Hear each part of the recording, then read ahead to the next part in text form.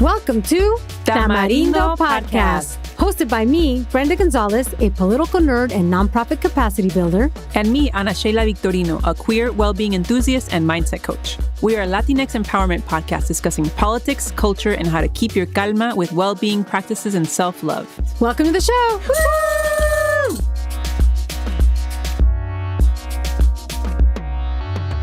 Hi, amiguis. Brenda here. On this episode of Tamarindo, we speak to two literary legends. First, we'll speak to Mexican-American writer and artist Myriam Gurba about her new collection of essays, Creep, and her love of language. Then we talk about nostalgia, memories, and natural disasters with Puerto Rican author Esmeralda Santiago, the themes of her new novel, Las Madres. Charly Stoever guest co-hosts this episode with me. Anna Sheila will be back next week. Hello, Tamarindo Podcast amiguis. This is our first episode of the fall, but there's no Ana Sheila. We instead have a special guest co-host, and I'm going to ask this special guest co-host to introduce themselves. Hi, everybody. Since we're on YouTube now, I have my money guns with me, and I'm going to blast that. Yes. Hi, everybody. I'm Traveler Charly. I'm a non-binary Latinx money coach helping my first-gen clients twerk their way to early retirement. I'm a digital nomad, been to 34 countries, and I've been in LA all summer. So building wealth and twerking is what I do.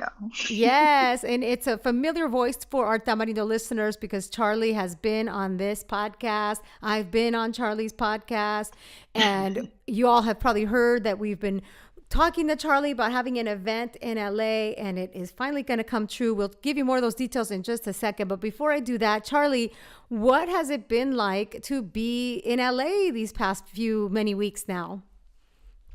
So I've been living abroad back and forth since COVID hit. I moved to Playa del Carmen, Mexico in 2020, and then I came to the US and then went to Asia for 7 months and back here. So it has been a whirlwind, but honestly, it's been really nice being in-person community, meeting a lot of queer Latinx people, to hanging out with my cat, going on cute hikes, being out here has been really fun. And Long Beach Pride was lit. Shout out to Long Beach. Oh, yes. Did you just go to that? That's awesome. Yeah, I love it. They keeping the pride going. Yes. Well after June. Yeah. I love that. That is great. Long Beach is great. I had the opportunity to go work there earlier this week. Oh my gosh. It was so lovely. I wish I could live there. Like Long Beach is like a perfect little gem in and of itself. It's just so far away from everything that's cool in LA. I just need to just like find a way to just teleport between the two. Now there is the metro, but it just takes forever. And it's just, God, I really often fantasize about moving back to Long Beach. I have lived there before. And it's just such a wonderful place. Yeah, I love Long Beach. It's very special. Now, Charly, because you're in LA, you get to do some in-person things like you just mentioned. So I would love to invite you to tell our listeners about the evolution of Money Chisme, which is now an event by a different name. What is our event and when is it? Tell us all the details. So our event is now called Cultivating Financial Liberation, Perreo Your Way to First-Gen Prosperity. And I just want to invite people to join us in person for an empowering workshop where we're going to uncover the money beliefs that are holding us back. And we're going to make talking about money fun and accessible instead of scary and stressful. And we're going to answer your financial questions around budgeting, credit, and investing, and just have a good time building in-person community. So that's going to be on October 5th, and we're going to start hanging around 6 p.m., but our workshop officially starts at 6:30 for that. That is correct. We're giving you all a grace period to find parking because it's in Highland Park and it's in LA. So leave your house when you can, and give yourself plenty of time to circle around and find parking. And then if you get there a little early, it's fantastic because this is going to be in partnership with the Pop Hub, which is an independent bookshop and creative learning space that amplifies marginalized voices, supports community growth, and empowers collective good works to build a healthier, more equitable neighborhood.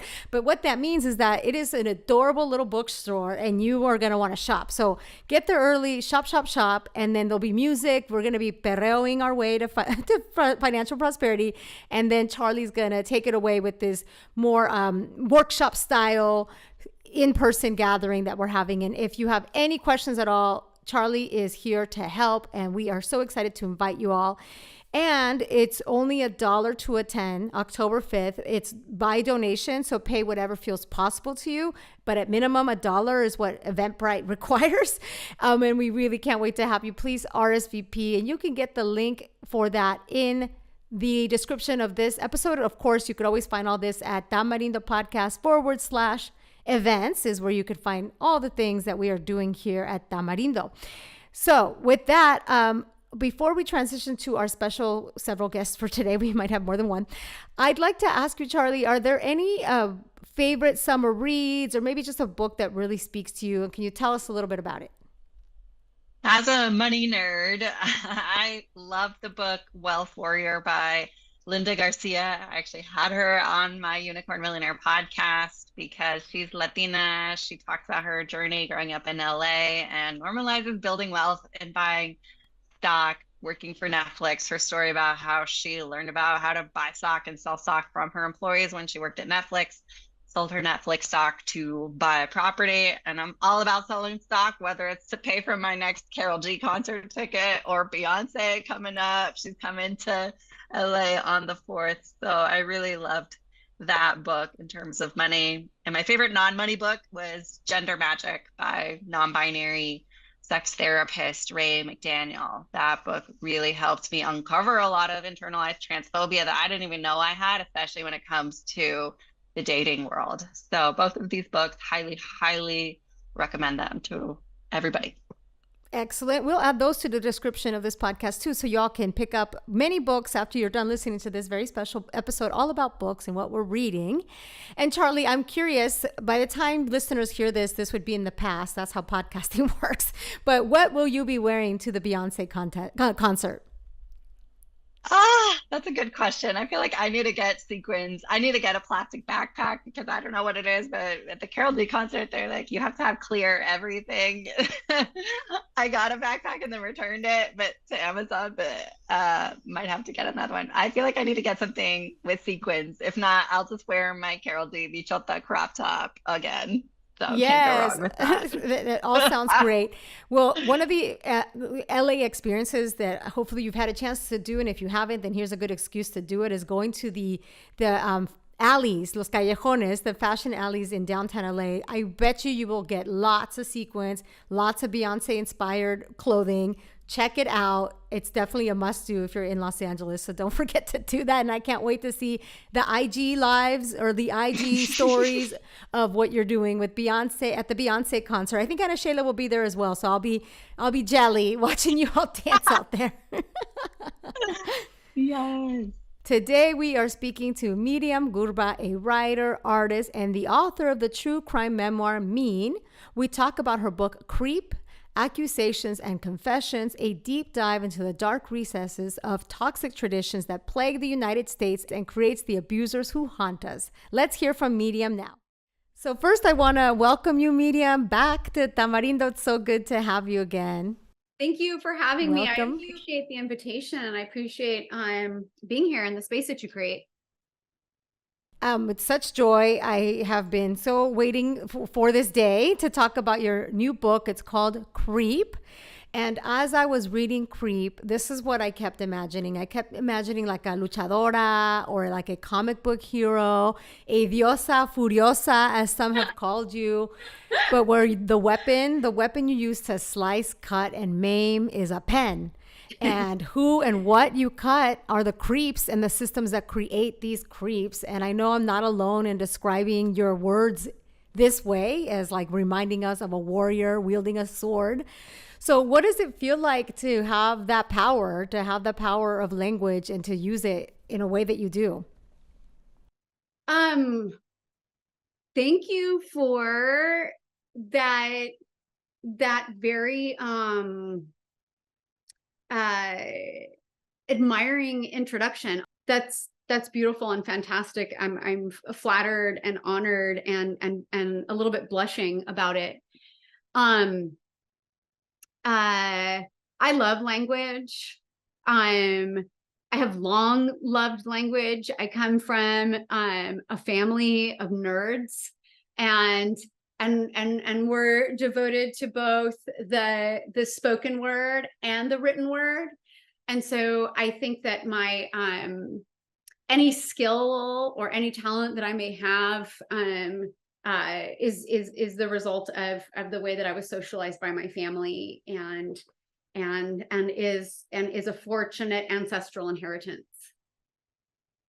Yeah. Yeah. And actually, as you're answering this, I'm also reminded about another very powerful part of your book because, well, let me back up why you describing this triggered this memory. Of course, many of us fell in love with you when your essay went viral, the essay called Pendeja, You Ain't No Steinbeck.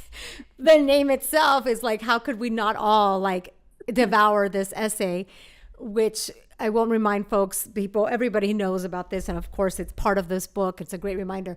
But I think too, and as you were getting very visible through that essay, I think something else that comes through in Creep and is just part of who you are is just this not demystifying, but busting people's misconceptions of who and what Mexican Americans are. Yes. And part of that is talking about your grandfather as being a publicist. Like, like it's not like the images that others might imagine when they think of Mexicans is so narrow, and it could be so many things more. And so you do come from this family of writers and people that are great with words. But I have to say that it was both a surprise and just wonderful chapter to read, your chapter about your grandfather and where you are slicing and dicing his machismo. Yes. It was incredibly well done, but I absolutely love that chapter, how it said, like, he wanted to be known, his name to be known for his writing. And yes, his name will be known, but why? Because his granddaughter, a female, and her use of words. I just thought it was like the most wonderful vendetta to machismo. Can you speak a little bit about that? Yeah. Yeah, it was like, listen, fool, your dream came true. Maybe not in the way you wanted it to come true, but it did. You wanted your name to be spoken, and now it will, but maybe not for the things you wanted to be remembered for. But I'm going to make sure you're remembered. I loved it. I just loved that chapter. It's a little bit of a practical joke on my grandfather. You know what I mean? Where it's like, let's talk about who you truly were. Let's give you your flowers. But let's also rough you up a little bit because you did the same to us. Yeah. I wanted to honor him in all of his sort of dense complexity. Yeah, because we know we have this tendency of like sugarcoating our ancestors and just thinking about, oh, they were so wonderful, mi abuelito this, mi abuelito that. But the power of growing up where we are growing up, and in this moment in time where so many people can look up to people like Myriam, that we have voices through you that we can look back with a critical lens. And so that just gives people a preview of what you all can find in this book, Creep. But I also want to say that what also comes through in this book is a lot of love, love for your cousin Desiree, love for the matriarchs in your family. In a way, I think cutting down your grandpa is a way to celebrate your grandmother, love for the women killed or tortured by the creeps in their lives, love for the vulnerable. So through your words, I think you light a candle, you venerate these figures. Can you say more about what moves you to honor these figures through your writing? Thank you. I appreciate that you describe sort of the book itself as almost like an altar where we can honor those who have been taken from us through violence, right? In particular, victims of femicide, where we can meet them on a spiritual plane and remind these women who continue to exist in a new form that they're gone from our plane, but they're certainly not forgotten. And I encourage all of us to sort of bring those victims comfort, because in order for a soul to rest, that soul needs to be soothed and comforted. And that's sort of one of the themes also that runs through Creep, is that, the living have a lot of work to do so that the dead can rest. And so many of the living want to shirk those duties. And that's going to bite us in the ass when we die. So I really wish that that so many of us could develop a much healthier relationship with that transition that we're all going to make when La Flaca comes for us, you know what I mean, and asks us to step out of our bodies. So this book is very much sort of a ceremony in honor of those who we have lost, but also a holding close of those who are still with us. And it's also a call to sort of intergenerational accountability, and a call to intergenerational truth telling. And I can't do that for other families, but I can do that for my own. And so in a sense, I'm attempting to model that through sort of works like you've referenced, in particular, like that work with my grandfather, where I examine his legacy and how complex and complicated it is, and attempt to sort of rehabilitate so many of the female figures in my lineage, both living and gone. Yeah. Yeah, well, it's wonderful. It comes through very much in the book. Like Steinbeck, California is a character in this book, although you're the Steinbeck that I much prefer. I'd like to maybe have you speak a little bit about California as a character, the fog that you reference a lot, where you grew up. How did California play a role in this storytelling? So I have an incredible fondness for place, and I've long had a fondness for place. And for me, place has spirit, and so place therefore functions as character. And I relate to place in the way that I would relate to kin, you know. And there are not many places that feel like home to me. And when a place does feel like home, what I mean by that is that a place feels like it's somewhere where I could pleasantly spend eternity. That's what home represents for me. And so when I have ventured beyond California, I've rarely had that connection to places that I visited. I have had that experience in Mexico, in parts of Jalisco. I felt like, oh yeah, okay, I could do this here. This feels like home, and it makes sense why. Like that's, ancestral homeland. And there are very, very few places in the United States outside of California where I have that sense. And when I fall in love with a place in the way that I've fallen in love with California, I want to honor it. And I want to commemorate it. And the way that's most accessible to me to do that is through art and through writing. And so a lot of my writing is motivated by a love for California, and also a desire for people to see California through my eyes, or through the eyes of others whose vision of place is often like occulted and obscured, right? So we've got somebody like Joan Didion, who came from an elite California family that prided itself on its pioneer roots. And so through her, we get a very specific vision of California that is hierarchical, that places people like her at the top, at the expense of those communities that enabled that hierarchy. And so what I'm trying to do is give that vision of California that the rest of us are privy to, that one can't access through a more elite writer like Didion. Yeah, well, what a gift to California to have you among the talented writers that write about this beautiful place that we call home. I would like to invite you now to please read a passage from Creep. I think I shared which one I think would be really great. It really sort of highlights your love for word. So I'd love for you to read that now.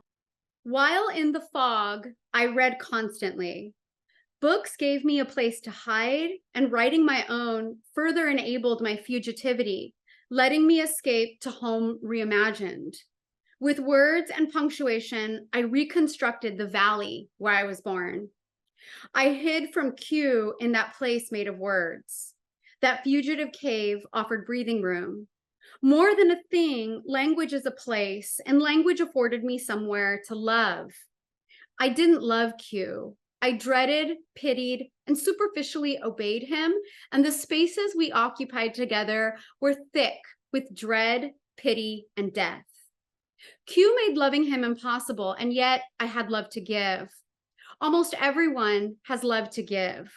Because Q disrupted my ability to love my fellow human beings, isolating me from those I care about most, I gave my heart to language.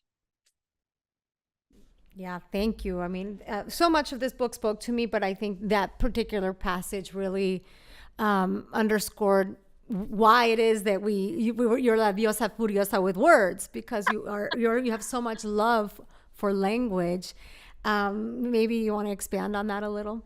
Absolutely. So that paragraph is an excerpt from the title essay Creep, which is the final essay in the collection. And I strategically placed it at the end. Very often, like a title essay will be nestled somewhere in the middle, toward the middle. And very often title essays set the tone, so they come first. I decided that I wanted to invert that common practice by putting Creep last, because Creep is a chronicle of my survivorship, my experience of domestic violence, which I would actually, which I prefer to call coercive control. I think coercive control gets to the heart of why perpetrators do what they do. They do it because they want to exert total control over somebody that they're victimizing and that they're basically holding captive. So I wanted for that essay to follow and to be last, so that the reader could enter into my world and immerse themselves in my world, in my literary genealogy, in sort of the world of my family, in sort of the cultural spaces that I inhabit. And then once, some level of like aesthetic intimacy has been established with me, boom, we get to one of the most difficult ordeals of my life, which I write about in a very graphic and explicit way. And I never lose sight of my love for California. So even as I'm experiencing that ordeal, I continue to assert that this is taking place in California, which is my home, and my relationship to my home is being upended and destroyed by somebody who wants to redefine what home is for me and to make himself the focal point of that world that I call home. Mm-hmm. Very, very powerful way to end this beautiful book. I'm going to just remind folks that they can already pick it up, because it came out September 5th. By the time you're listening to this, it's the future. This book will be out, and I really want to recommend everybody to pick it up. And of course, if you haven't already read Mean, pick Mean up, because both are fantastic. But just to conclude, if you're up for it, we do have these fun rapid fire questions that we like to ask all of our guests. Surprise. Yeah. Yeah, the first one is super easy. It's what is one thing you're celebrating? It could be big, it could be small. And what we say is that we give it your matraca. Like, what gets your matraca? What is one thing that I'm celebrating, big or small? Let's see. Oh my God, this is a really small celebration. Today I realized that I have finally broken in my new hiking boots.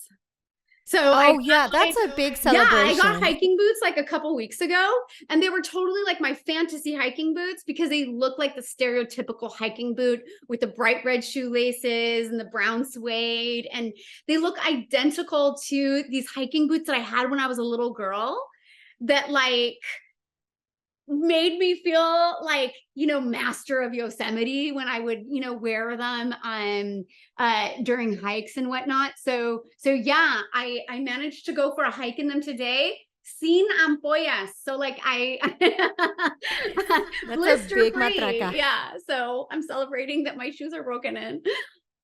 Yes, sin ampollas. May your year be sin ampollas. I love that. And what goes in la basura? What is something you're done with? Again, big or small? What is trash? Oh my goodness. What do we need to put in the basura? Oh my God. What don't we need to put in the basura? There's so much. So much. Okay, you know what is trash is this. There's this fascist movement that, of course, you know, is happening, is being executed globally, but that is also being executed in this very sort of hyper local way. And I think that like there is not an appropriate amount of media attention being paid to this fascist movement. And this is a fascist movement in California, in Southern California in particular, that is targeting school boards and school districts and school policy and attempting to shape it in such a way that districts will be required to out students who are trans. And trash. And the social movement is dangerous and it's deadly, right? And it claimed somebody very recently. One of the participants in this social movement shot a woman in Lake Arrowhead because she was displaying a pride flag at her place of business. And this was a cis straight woman who's an ally. And it's so easy for people who do not belong to these communities that are made vulnerable, like, you know, the queer community, to want to distance themselves from fascism, to say, well, that is going to impact those folks who are made vulnerable. I exist outside of that entity. But we're the canaries in the coal mine. What happens to us will eventually come for you too. And so we really do need all hands on deck in order to toss that stuff in the basura. Absolutely. Thank you for bringing that up, because we often feel like, oh, it's Southern California. That's an over there problem. No, like this is literally not very far from Los Angeles where this woman was shot. Like it's a fucking down the street problem. You know what I mean? Like there are people beating the crap out of each other in Glendale over this. Do you know what I mean? It's like Glendale's not Tennessee. It's here. It's down the street. Like we need bodies. We need people to fight this fight. You know, it can't be five of us. So absolutely. Yes. The biggest basura for that. And then to counter that, because we know it makes us furious, as it should, how do you stay grounded? What is one of the ways that you stay grounded? I am a big proponent of walking. I love long meandering walks in familiar places. So yes. So walking is it serves like this a contradictory set of purposes for me, because like going on these long walks is one way that I sort of clear my imagination, right? So it's this way of turning the slate blank. But once that happens, I create space for creativity. So when I go for those walks, on the one hand, there can be like this serenity and this peace that I achieve, but it can also sort of stoke the fire, and I can get sort of inundated with ideas that are very exciting for me. So I'm a walker. I love walking. Yes, on a walk. You're a walker with amazing boots, sin ampollas. I love it. Well, Myriam, this is such a treat as always to have you. Again, the book is called Creep. Where can folks keep up with you? What's the best way to get a copy of the book and to stay connected to you? Folks can keep up with me through my social media empire. I am pretty active on the website formerly known as Twitter, and I'm always going to call it Twitter. I'm not going to call it that weird ass new name that weirdo gave it. So there, although I think I'm shadow banned. And so I think like sometimes people have a hard time finding me, or like my stuff doesn't show up because the fascists don't like me. So I think they've shadow banned me. I also am pretty active on Instagram, and I love posting like pictures of family and stuff like that. So there's always stuff on Instagram. And then like el Facebook. I'm also on Facebook. And el Face. El Face. Yes. Yeah, those are my spots. I have a TikTok, but it's like kind of dusty. Like I hardly ever touch it, you know? I know. I can't figure out how to create. I got to just give up. Like, okay, I can't create the TikToks, but I certainly waste a lot of time on it. Yeah, like I'll totally watch them, but I'm not really that down to make them. You know what I mean? I don't know how it works. Bueno, muchísimas gracias. Congratulations on this book. And thank you again for joining us here on Tamarindo. Thank you so much. What a pleasure. Next, we have Esmeralda Santiago, the author of 3 groundbreaking memoirs, When I Was Puerto Rican, Almost a Woman, and The Turkish Lover. She's here to discuss her latest novel, Las Madres. Well, first, I want to welcome you to Tamarindo. It's such an honor to have you here, Esmeralda. Thank you. Thank you. Thank you for inviting me. And I'm really looking forward to connecting with your listeners and viewers. Great. Yes. Well, before we get started, for fun, we have these 3 questions that we ask all of our guests. It's like a rapid fire questions. There's no right or wrong answers, like whatever comes to mind. Okay. So the first question, and you might be familiar with this. If not, I'll introduce you to this tool. It's called la matraca. It's a Mexican noisemaker. So what is one thing that you would give your matraca to? What is one thing you're celebrating you give a shout out to? I have a memory of using them actually at birthdays and New Year's Day. So any kind of celebration, I keep my instruments for those kinds of celebrations in a box. And there are times when I wish I could do it just when I just talked to somebody and I loved it. Exactly. Maybe I should keep it on my desk. Yes, that's pretty much how it all emerged. So I will give a matraca to that. Matraca to just having a noisemaker when you want to celebrate. Right. And then the next question we like to ask is, what goes in la basura? What is something, person, place, thing, concept that you're done with, that you say, that's basura, I'm over that? Oh my gosh. There's a lot of stuff because, I don't like having a lot of stuff. So even though looking here, it looks like, well, there's a lot of stuff there. And I'm like, oh, do I need that? So I give away a lot of, it's not basura, but I give away a lot of my clothes. I have 4 other sisters.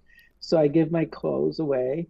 And I will definitely throw in the basura remolachas, beets, because I'm not allergic to them. I'm just so averse to them that even seeing them me dan cosa. So that's the one thing that definitely would not be around very long if I saw it. Yes. Okay, good. And then what is the one way, any way that comes to mind, but one of the ways that you like to stay grounded, the way that you get your calma? My calma is I do yoga and I do meditation and I do just quiet time.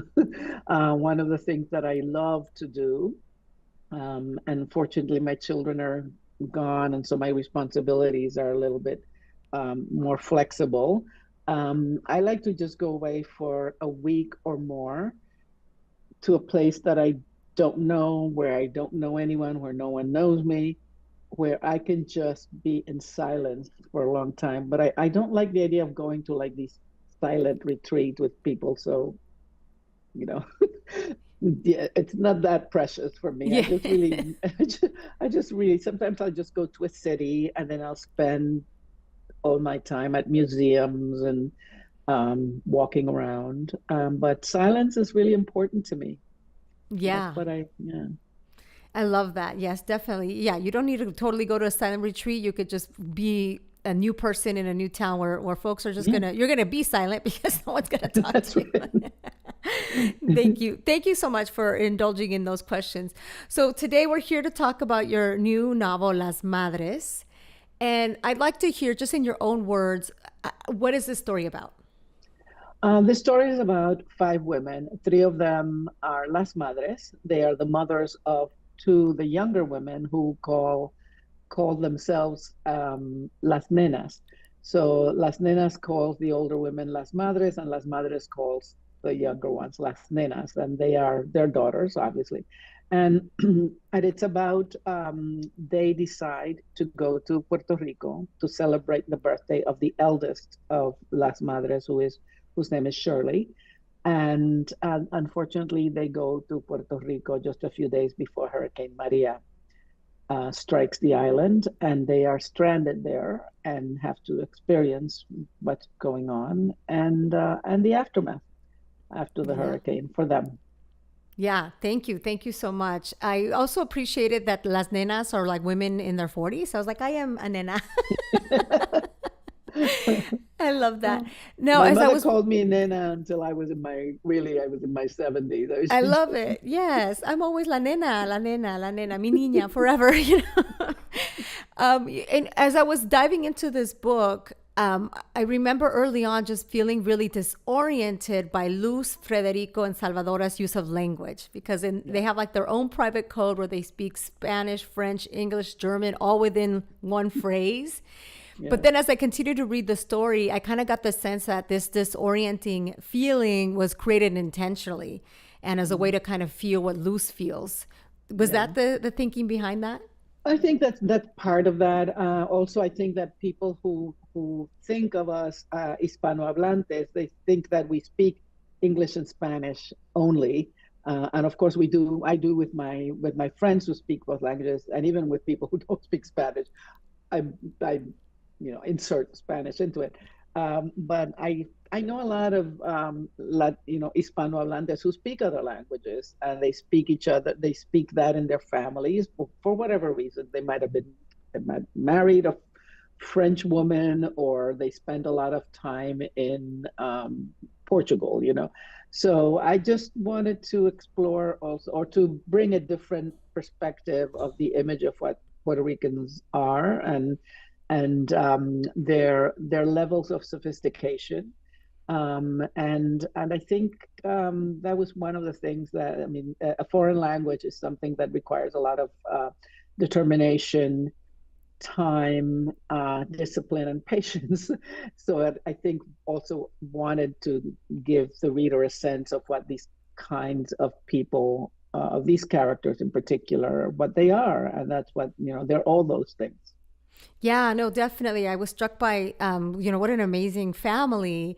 We've got these two very, very accomplished scientists, of chemists, of parents. We've got this really talented ballerina, and you've painted this glorious picture of this family. And then, of course, you take it away, right? You take it away, and this. I kind of want to talk a little bit about this. What I got the sense that, Luz's life, there's so much tragedy. Of course, there's a tragedy of losing her parents, but she loses so much. And there's also a lot of love. She's got a lot of love from her chosen family. She's got a love from the ghosts of her past. And in many ways, I got the sense that Luz is almost a stand-in for Puerto Rico. That there's all these tragedies and things that happen, of course, but there's also so much love there. And then when I think about the way Luz might remember something and then it goes away, it makes me think about the way the media covers, say, the hurricanes, and it's in everybody's mind, but then it's just as quickly it's gone as the news cycle moves on. Did you intend to do that as well? Exactly what you've just said. So I'm so glad you got it. For me, Luz represents Puerto Rico, and this is for all the reasons that you've listed, that she, and yet she endures in spite of all of that. She endures, and she really does her best. She really tries really hard. But yeah, she represents us and our history, and how short our attention span is for our own history. So I was very, very deliberate about that, and I'm glad you got it. Yeah, no, beautifully done, and what a way to do it. The other feelings that I got as I was reading this, I just turned 40, and I've been kind of consumed with this feeling, this sense of melancholy over the fact that my earlier memories are starting to fade. Mm-hmm. And this has really troubled me because when I was 11, my one and only brother passed away, and he was 17. So I've been starting to feel very sad about losing memory. So I want to hear your thoughts on memory and how that comes through in this story. Um, well, the book, I guess, really emerged from my idea that I wanted to write a book about memory, precisely for what you've just described. This idea that as we get older, we either become much more aware of the memories that we have lost, or the memories that we want to pass on to the next generation in whatever way we do it. And and so I began with that idea, that concept. Before my parents passed away, I interviewed both of them. And it was very, very interesting when they would tell me a story, especially if it was a story in which both of them were part of the action. And it was fascinating to me how different the memories were from one to the other. So I was fascinated by that idea.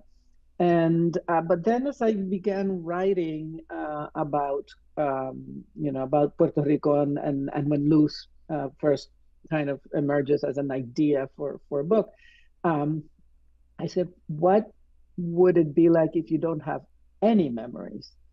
What happens to a person who functions and lives but cannot hold on to their memories? Are they a different person? And so that was my I wanted to explore that. So once I made that decision, it was very I realized, oh yeah, this is what I want to write about. It's about how this is not just I happen to be a Puerto Rican writer who writes about Puerto Rico, but of course what's happening there is happening everywhere around the world right now. But there is this sense for me, whenever I go to Puerto Rico, is how quickly it's changing. But the people who live there probably don't have as much of an idea of just how big the changes are, because they're in the middle of them. I mean, you're living your Puerto Rican life, whatever it is. Those of us who are coming in and out, every time that we come back, we notice things as newcomers for a little while anyway, and then it all becomes familiar.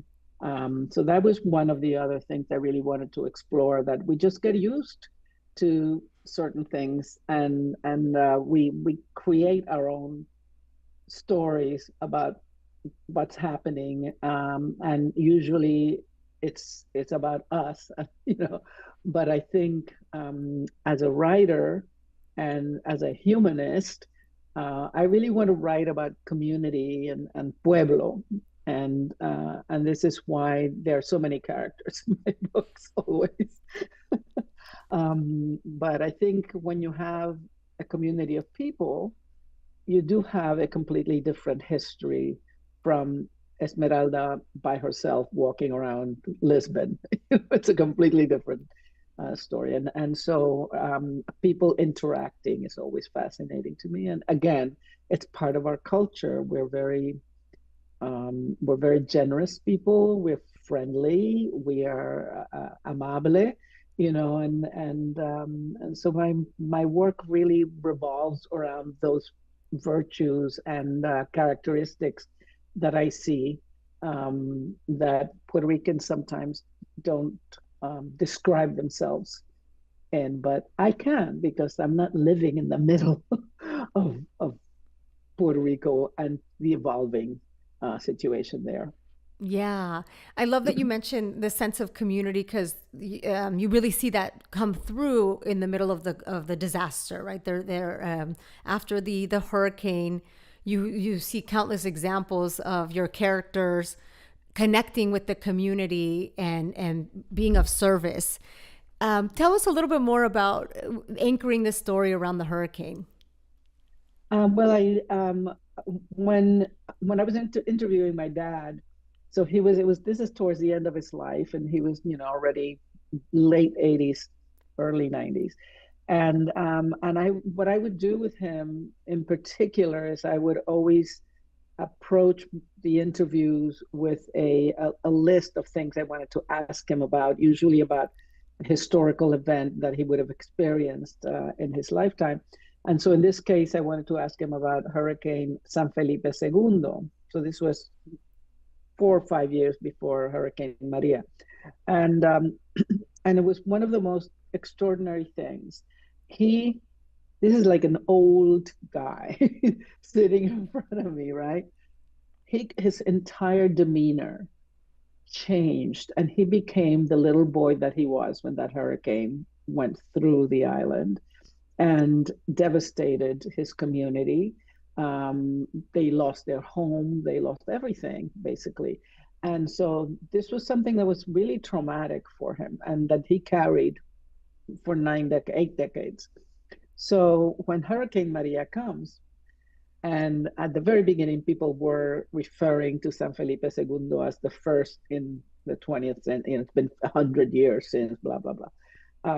Then I realized, oh my goodness, people in Puerto Rico especially are going to be carrying this history, that trauma, the terror of Hurricane Maria for the rest of their lives. Mm-hmm. And there was going to be a point that's going to be a 90-year-old person who is still going to be reliving the terror of that experience. So that's when I decided to write about Maria. Once it's passed, I was very involved with, from my, what I could do from here and visiting. But I knew that it needed to be written down so that it would not disappear or that we would not forget those of us who were not there, because the ones who were there are going to have it the rest of their lives, but those of us who were not there should not forget what it was like. And that's where that idea came, that I would write about that Hurricane Maria would be in the literal center of the book. And I knew how the book would end with it. And then I just had to do the easy part, which is how do you start a book? Mm-hmm. Fascinating. Well, thank you so much for walking us through that. And as you're describing this, I mean, I'm also just thinking about the world we're in, climate change. Unfortunately, I feel like the lapse between those hurricanes is going to be shorter. So we're not going to forget. In Puerto Rico, because 2 years later, 2 years, we had Fiona. I mean, it just constantly, it comes more often and they're stronger. And what they're not hurricanes, they are big vaguadas, really torrential rains that cause flooding and disruption. And yes, climate change is, that's what, and I think that again, that was one of my, I try not to be the banging the reader over the head with my themes, but obviously you got it, and I hope that other people get it, that this is what happens when we don't care about Mother Earth. Mm-hmm. Well, wonderful. Thank you so much for this gift of speaking to us. And we're really excited for Las Madres. It is already out, so everybody can pick up their copy of Las Madres. I just want to thank you so much for spending time here on Tamarindo, and I can't wait to continue to read your work. Thank you. Thank you so much. And please tell, or I'll tell your listeners and viewers that I love to hear from my readers. I have a website called Esmeralda Santiago. .com. There's a place where you can contact me with just let me know what you thought about the book, and I'm just always I read everything. I can't always respond immediately, but I really do appreciate it. Thank you so much for your work. Bye-bye. Bye. Thank you. All right, now it's time to close this episode with our famous rapid fire questions. Charly, are you ready? Ready. Okay, I'll ask you first. Charly, what gets your matraca? What is something you're celebrating? So today I just had 84 signups to a class that I taught all about working your way to a 7-figure 401k. And it was so amazing having people show up and ask questions and be ready to build wealth. So that's something that I'm very proud of. I love that. And where's my matraca? I had it handy. Here we go. Woo! I like playing it live. Money guns. Oh yes, modified from money guns. Well, my matraca is, I'm going to give a shout out to the folks behind the Mucho Gusto Festival, a music festival without borders. That's going to be on Saturday, September 23rd. I've been so looking forward to this festival. If you follow us on Instagram, you've seen that we've been promoting this because let me tell you a little backstory. Pre-pandemic days, right before the pandemic, back in like the end of late 2019, and Sheila and I and a couple other friends, we decided to go spontaneously to this music festival. It was a great music festival. It was here in LA, and they were raising money for Al Otro Lado, which helps migrant families. So we were excited to like do that. It was so much fun. But I would say that this band called Quitapenas completely like just stole the show. They were fabulous. So I've been a huge fan of Quitapenas, and Quitapenas is going to be at this music festival. But there's also going to be some other amazing acts from Colombia, from Mexico. It's going to be great. Of course, there's also going to be Jeremy Soule, who is iconic. So Saturday, September 23rd, I've already got my tickets. You all can follow the link that we'll have on this episode for you all to buy your own tickets if you're local to Los Angeles. And I'm also excited because I got a room at the Mission Inn in Riverside. I'm going to make a whole activity of it. I'm going to go to the Cheech, which is the museum, the new Riverside Museum there that's got Cheech Marin's collection of Chicano art. So I'm just so excited to delve into some culture. So that's my matraca. So next up is, what is your basura, Charly? What are you done with canceling? What goes in the trash? Feeling like I'm not good enough. I mean, I applied for a mortgage and I was only approved for $200K, and that's nothing if you want to buy property in Southern California. Even though my credit score is popping, I have the 808 credit score, debt free. I feel like I was a fraud and getting down on myself, and like, how dare I at this point of my life not get approved for a mortgage to just buy a property. But then I just had to be kind to myself and let those thoughts that don't serve me go. So I hope this helped y'all who are listening. We're out here doing it. We're just trying out here. It's capitalism stays capitalisming. So be kind to yourself. Yes. No, I'm so glad you said that. I have a silly thing that I'm putting in la basura, but what I really wanted to say, and which I'm now saying, is how Anna, Sheila, and I just came back from going to this amazing opportunity in Aspen. You all are going to hear all about it in our next episode. But we were there to teach a fitness class and a meditation class. And I was very self-conscious because I love exercise. I love teaching workout classes, but I always wonder, like, do people, when they see me, I don't look like a fitness instructor. I was having a lot of self-doubt about looking a certain way. But you know what? Trash that shit. Trash all that shit. But just because I also mentioned it, my other silly basura is the freaking LA flyaway. I usually recommend it because it's fantastic. It's like $9 from Union Station to LAX, and also from LAX to Union Station. I was counting on it. I waited 90 minutes for the damn bus. And there's one that goes to Union Station and there's one that goes to the Van Nuys. I saw 4 of the Van Nuys buses pass me, but none actually one for Union Station did come, but it was full. So I had to call my hubby and make him drive to LAX at 11 o'clock at night because I didn't feel like taking an Uber that late. So basura to the flyaway. Yeah, literally. Refund of the money you didn't pay. Yeah, like we're trying to love LA, but man, public transportation, I love it, but there's so many times where it falls short. Well, Charly, how are you staying grounded? What is giving you calma these days? Smoking a puff of weed now and then. I'm a lightweight, and in this economy, I love being a lightweight. In this economy, it's so helpful. 2 puffs, 3 puffs, I am high, I am chilling. But in terms of a saying, I like saying that I'm on divine time, todo con tiempo. What about you? Well, again, because your answers inspire others. I mean, I love me some mushroom chocolate. Man, that is beautiful. That gives me the calma that I really want. But I'll also say what I was going to say.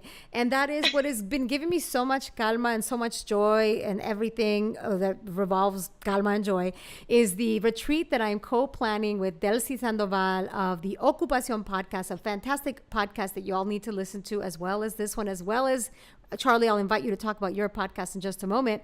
But we're planning this retreat in Puebla, Mexico, which is where I'm from. It is a 4-night retreat. We're staying at this luxurious, amazing wellness-centered hotel. It's one of the newest hotels in Puebla, in el centro de Puebla, walking distance from all the things you want to do in el centro de Puebla. And we're going to go to Tepoztlan, which is a pueblo mágico that is truly magical. We're going to go hiking to the very top of that pueblito, and there is some Aztec ruins to the god of Pulque, so that's fun. And then we're going to go to Cholula, which is also another pueblo mágico, and it is home to the largest pyramid by volume in the world. We're going to get to explore this pyramid.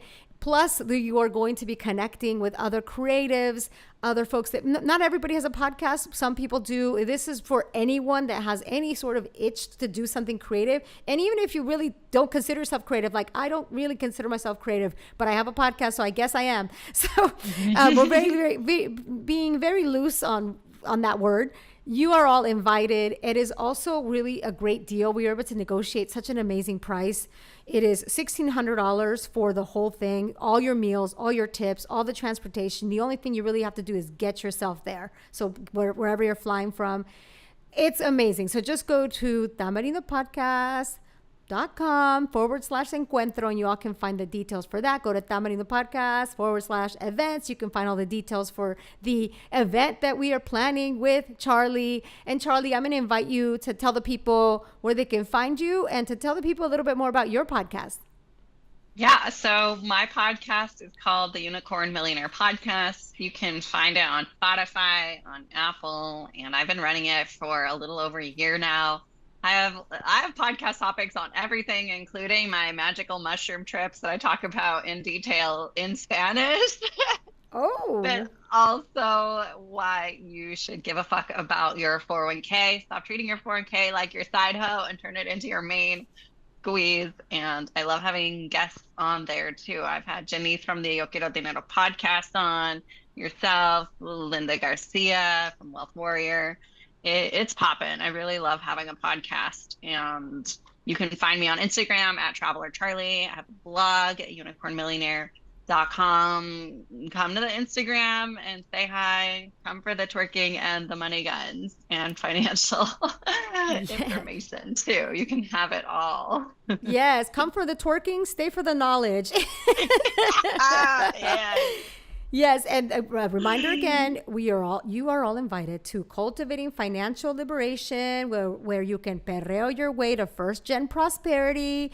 So please join us. It's going to be with Charly. It's going to be with Sheila. It's going to be with me. October 5th, starting at 6 p.m. Program will start promptly at 6:30 p.m.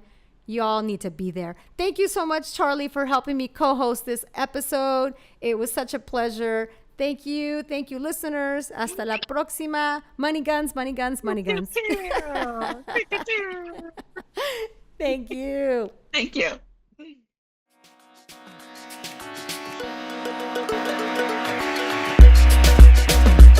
Tamarindo Podcast is Brenda Gonzalez and Ana Sheila Victorino, with production support from Josie Melendez and Augusto Martinez Delgado of Sonoro Media. Our theme song is by Jeff Ricards. If you like our show, please rate and review Tamarindo Podcast or share an episode with a friend.